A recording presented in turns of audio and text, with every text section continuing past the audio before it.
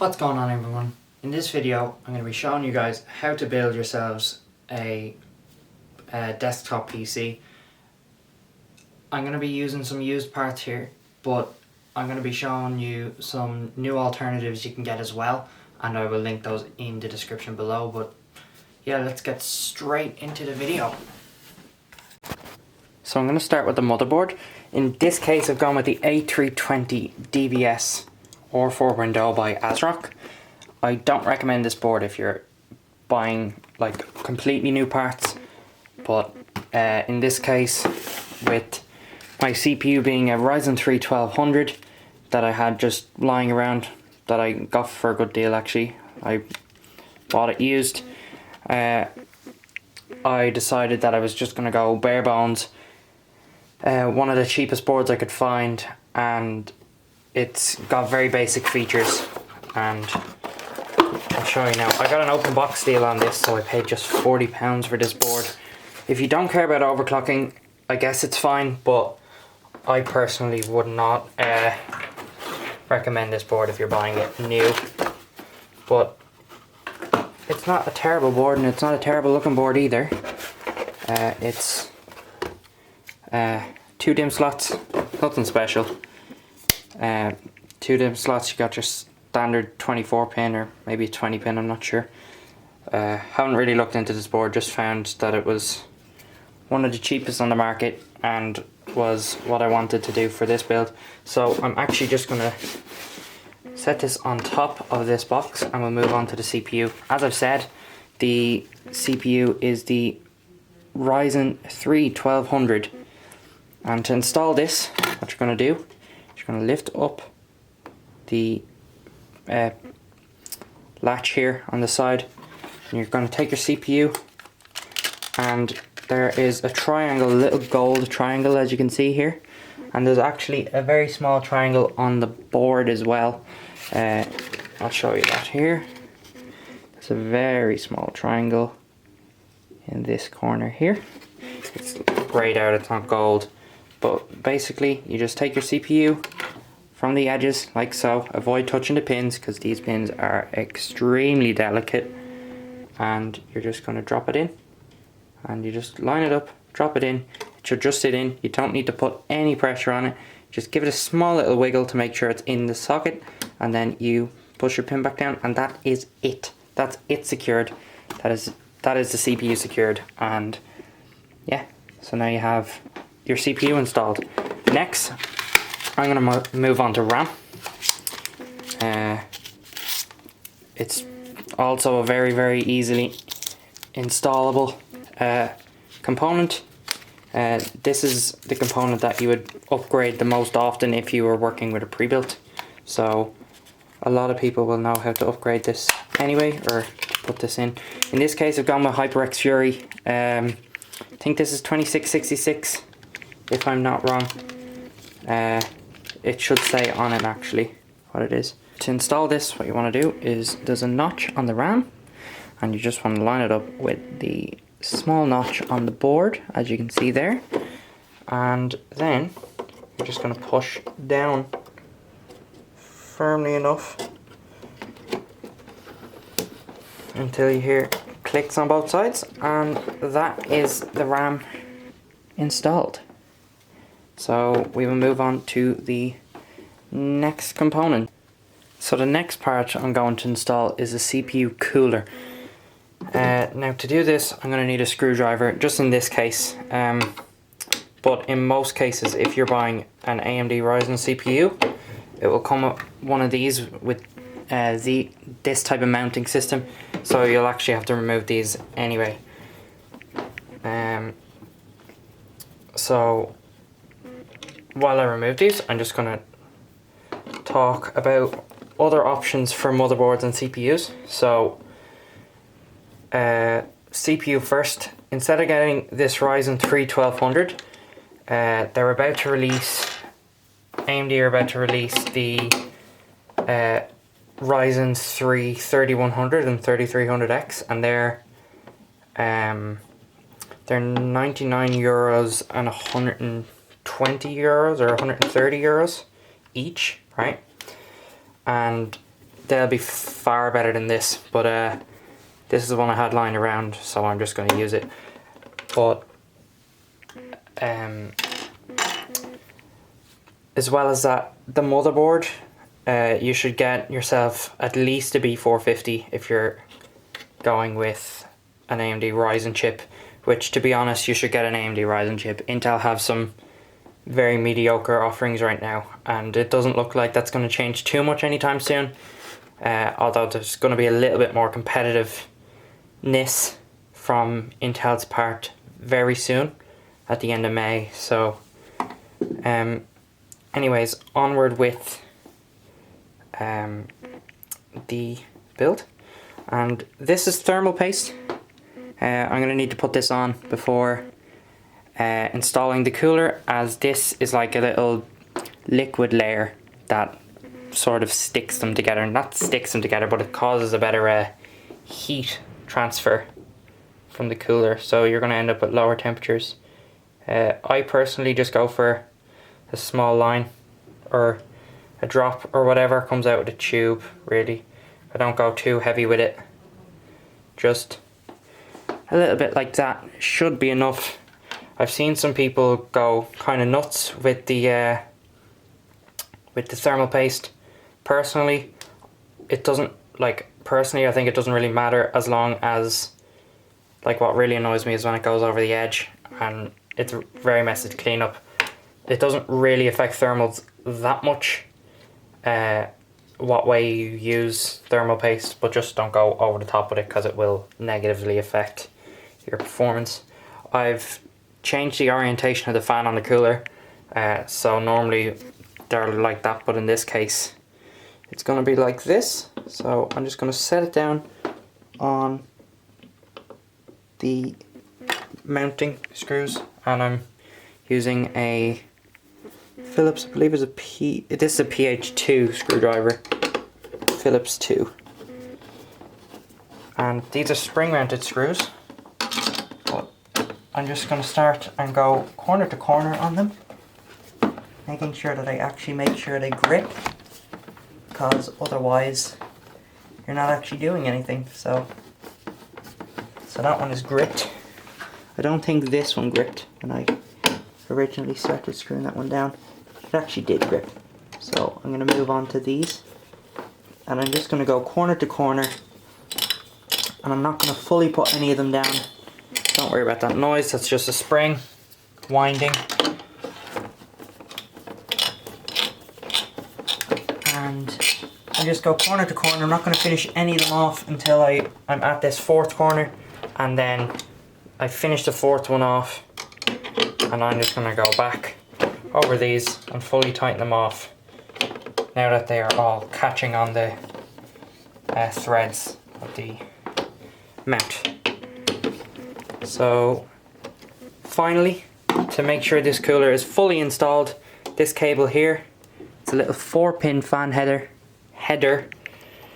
and this is going to I'm just going to manage the cable here, and then I'm going to plug it back in up here, and I believe this is the CPU fan header. I don't see why it wouldn't be. It will be labelled, and in this case it is labelled CPU fan. It says it here yeah, there we go. And I just plugged it in there, and now I'm just tucking the cable behind, because nobody wants messy cables. And yeah, so that is the CPU cooler installed, and now we are on to the next part of the build. Now we move on to the case. In this build I've chosen the CIT Beam. From first impressions of just opening up the case, there's a magnetic dust filter on top, which is actually really nice.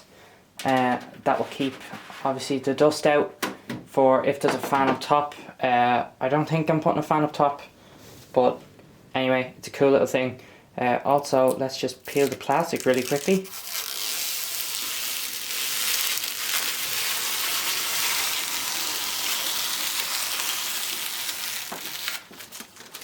And there you go. Make it that what you like. Personally, it's very satisfying. But before I peel off this side, This is acrylic, so I don't want to do that until the end of the build. But I'm just going to unscrew these first, and then we're going to put in our IO shield. Okay, so you just want to go to the back of the case with your IO shield, and you just want to go to the back here into this space, and it's very finicky at times, but you just push it all in on both sides, and eventually it will just click into place.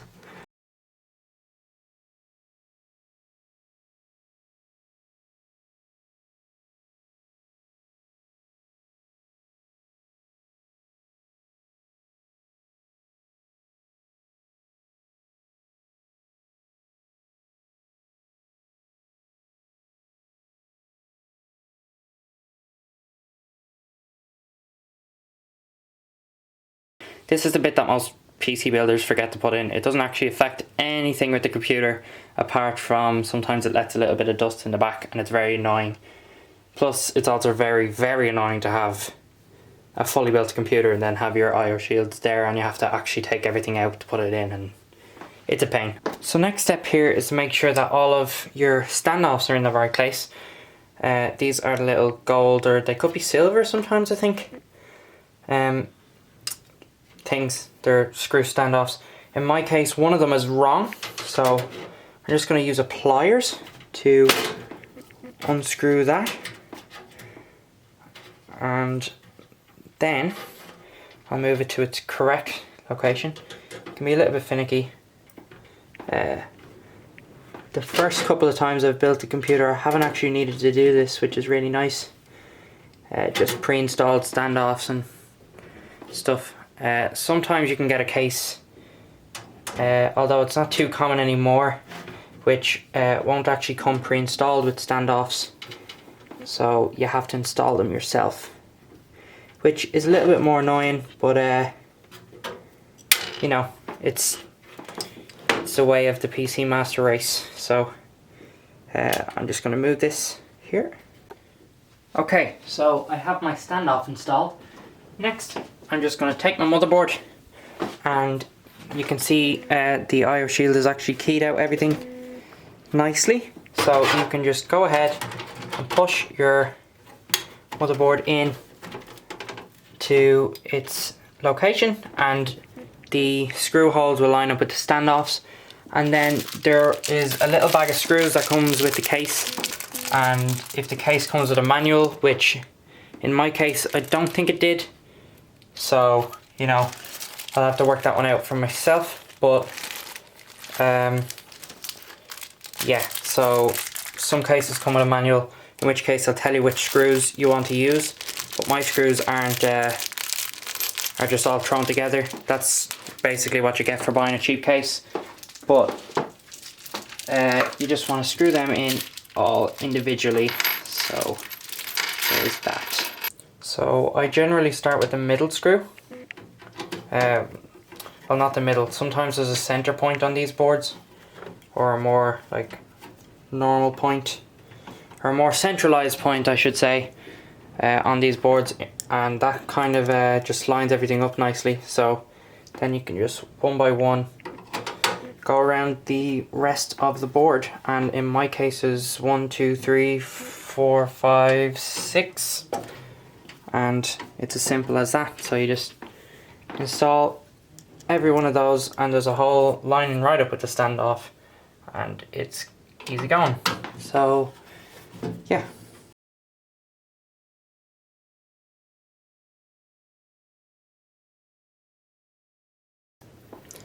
Alright, so that is all the screws installed. So there's going to be some small little pins, and that's for these connectors here to go into.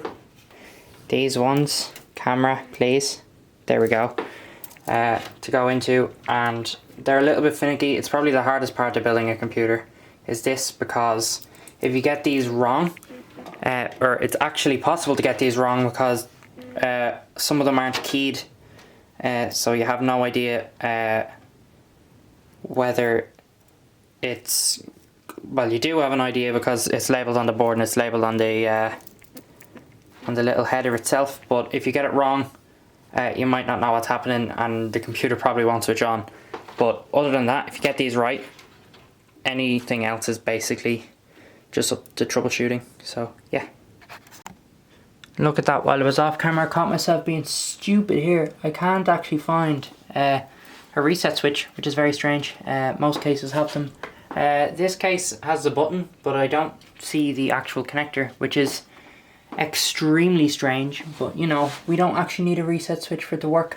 Also, I caught myself putting this connector in the wrong slot, which is not good, but it's okay. I noticed, I caught myself on, everything is fine, and now I'm just going to do these off camera because it's very difficult to do them on camera, so yay. Okay, so I got those installed.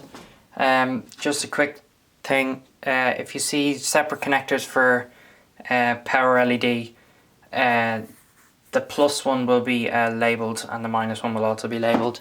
And yeah, I got those right. So next there's a fan, or actually I think we're okay for the fan. We don't need to connect that to the board. So I guess next is either the power supply or the graphics card or the SSD. I have the SSD on hand here, so I'm just gonna go for the SSD. In this case I've chosen a PNY 240 gig SSD. It should be perfectly fine for a boot and a few games. Say you want to play Fortnite, which this machine will be really good for. This will be more than enough for Fortnite, or basic 1080p, low, mids, maybe even highs depending on the games. You'll be able to do just fine on this computer. So this is the actual SSD here. I can get it out of the packaging. This is it here. Whoa, I'm like not knowing where anything is. Okay, so this is our SSD. Here's our connectors. This is a power connector and this is a data connector. So we're going to need one of these cables. This is called a SATA cable. I cannot remember what the ATA part stands for in SATA, but I know the S is serial, so serial ATA. And that just connects like that. But we need to screw it down somewhere and then connect it to the board as well. So yeah. So a very weird issue I got with the SSD is this came out. That's one of the mounting holes, or the mounting screws. I think it's my bad. I think I was using the wrong type of screw. And I'm actually pretty sure I was using the wrong type of screw. So it's okay. But yeah, very, very strange. This case is actually really interesting. There's a couple of very interesting things with it, including you can mount an SSD down the bottom here, which is very nice. And yeah, that's what I'm gonna do here. So just lined up with all little holes that say SSD. It's nice and keyed out. In this case, might not be in the case you use, but in my case it is good. By the way, don't worry if you're like me and you can't get all four screws into the SSD, because SSD stands for solid state drive, and as such there's no moving parts, so it means they're way faster. So they're a little bit more expensive than hard drives. Actually, they're a lot more expensive per gigabyte than a hard drive, but the prices are coming down, and for this 240 gig SSD I think I paid €30 or so. So it's a pretty good deal, and this will be way faster than a hard drive. Trust me, if you're building a computer yourself, get an SSD, because otherwise, like, you could literally like build a basic computer with like 4 gigs of RAM, and as long as you have an SSD it will feel pretty snappy.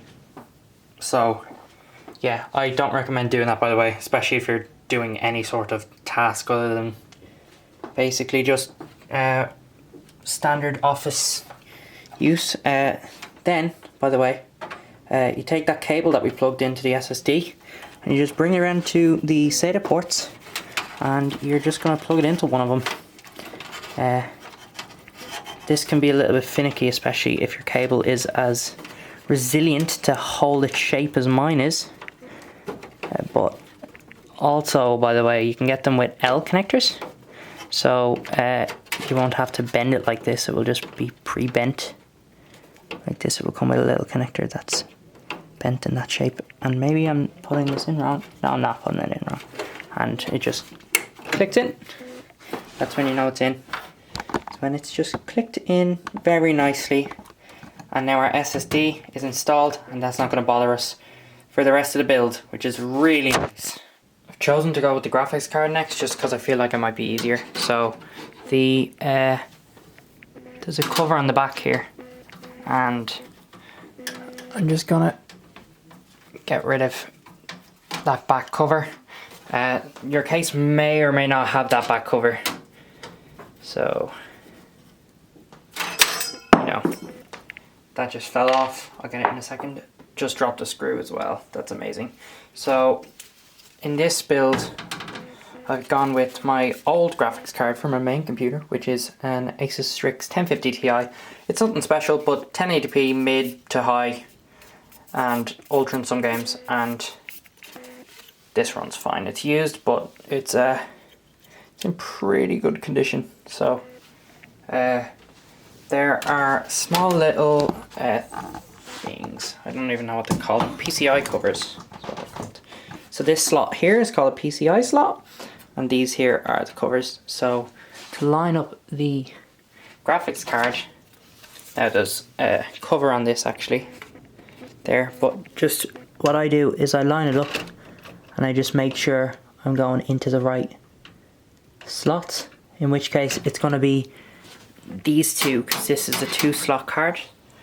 So actually what I'm going to do is I'm just going to poke these out, because these ones in this case aren't held down by a screw. They just come out and get put back in, and you just wiggle them out and then they eventually just pop off pretty cleanly actually. And then I'm going to press that back. This is the PCI slot itself, and there's a little switch and that goes back. Then I'm going to take the cover of this off, making sure not to touch it, and then I'm just going up to the slot itself and pushing it in, and that is that for like physically getting it installed, except for the fact that we need to put some screws in here. So that is the GPU installed. Next is the power supply. I have a Corsair CX430 watt. It's a power supply that I used to have in my main computer before I upgraded my graphics card, and this is that old graphics card that was in there. To install this, you want to go through the back of the case.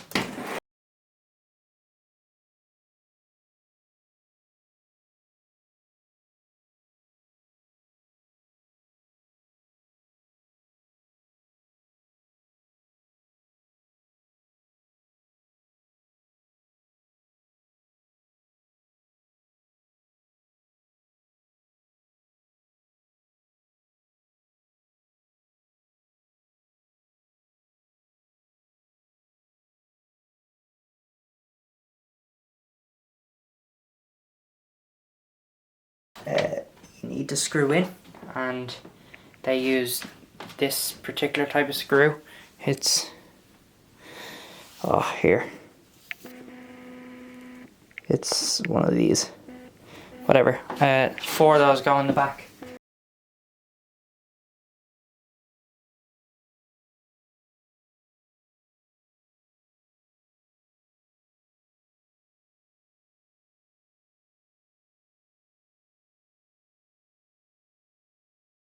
just one other thing, if you're mounting your power supply in a case like this, make sure you put a fan facing down if it's on the bottom, because the ventilation is actually on the bottom here as well. And you don't want your fans going against each other when you're trying to give this graphics card most of the airflow, and this card will actually struggle to get air with the amount of clearance that's there anyways. So you definitely do not want another fan pulling air against it, so that choking it even more. So leave it at that amount of air flow. So now I'm at connecting all the cables. So in theory, this is a very easy concept. In practice, it's not so easy to actually do, just because it's a bit more tedious, but it's also fine. It just takes a long time. So we start with this motherboard connector. It's 24 in this case, or in this motherboard. So that is that installed. You just push it until it clicks. In fact, this isn't even clicked yet, has it? Yes, it has. Okay. You won't always hear a click, just when the latch goes on the side. And then you just want to pull this back, just so you can keep the cables out of the front part of the case, because we want to keep this nice and tidy. Now, there's a connector up here. There's a 4-pin connector up the top of the motherboard here, if I can just show you. So I want to find the connector for that. It will either be a 4-pin or an 8-pin, and it will be labeled CPU. So in my case, this one is labeled CPU, and this one does split in half. And then you're going to put this through the top of the case up here, and you're going to put in the one that fits. So I think it might be the other one of these. Maybe this one fits. No, that one doesn't fit. So it is this one. Also, there's going to be a little latch on every one of the connectors. So there you go. You might have even heard that click that time. And you just tuck that cable away as well, so that it's out of the way of the rest of your computer. Next, I'm probably going to do the graphics card cable, just because it's probably the easiest thing to do. I'm going to actually put this through the bottom of the case here, and just connect it right here, and that just clicks in like so. And again, I'm just routing this down the ways. You might not have even seen that, did you? Yeah, so I routed it down through the bottom, connected it here, and I've just kept it there for now. And then there are 2 more SATA connectors that I need to plug in.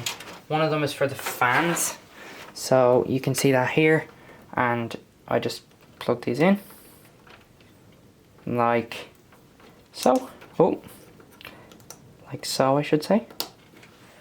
And the last thing, oh, I remember about this case. I said earlier there was no reset switch. That's because they've put it to the LEDs, and the LEDs on this fan as well. So it's going to be cool. You'll see it in a minute.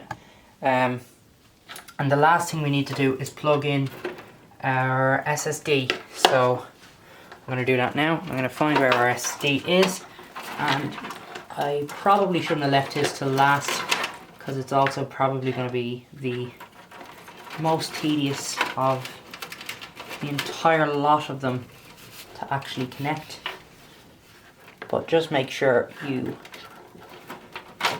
plug it in. Everything is keyed. SATA connectors are actually keyed in like an L shape, so you can't physically plug them in incorrectly, which is really nice.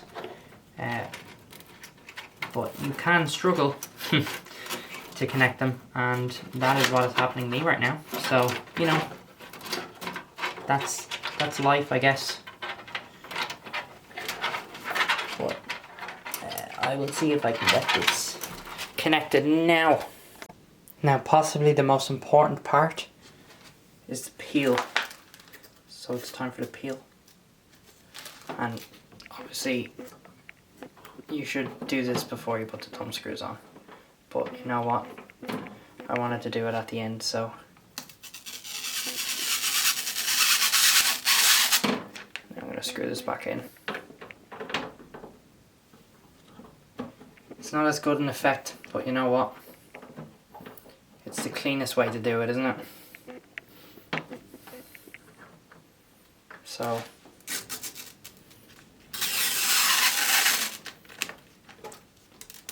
I'm going to remove this part as well.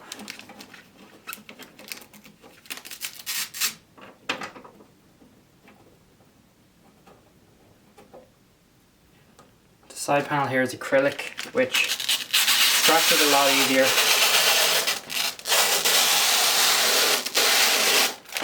Also, it doesn't sound as nice. If you're peeling tempered glass, it's a lot less obnoxious. But this is still very fun to do. I don't know, maybe you like the noise. I'm not sure. But if it's super fast, I don't like it. I'll try and do it slower. Now.